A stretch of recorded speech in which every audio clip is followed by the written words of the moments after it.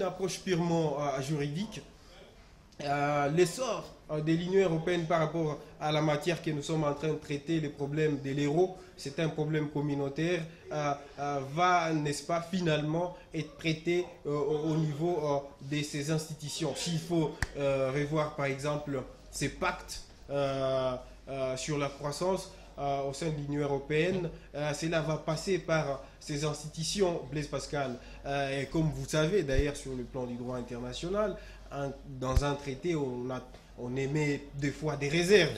Alors, si la France a émis des réserves, la France va se prévaloir des réserves émises. Et donc, c'est au niveau de ces institutions que les destins de cette problématique sous examen va être traité d'une manière beaucoup plus approfondie, tout en mettant en compte le poids de la France et de l'Allemagne, qui, bien sûr, un peu pour mettre un peu de la cerise sur les gâteaux et, n'est-ce pas, ponctué par cette relation amoureuse entre ces deux nations qui passe par Strasbourg, la capitale politique de l'Union européenne. Strasbourg est une ville à cheval entre les deux États.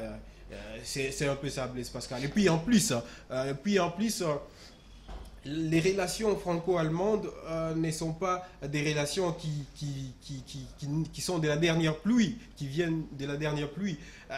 Souvenez-vous, Blaise Pascal, que François Mitterrand entretenait déjà, alors qu'il était socialiste, entretenait déjà des bonnes relations, dire, avec Helmut Kohl.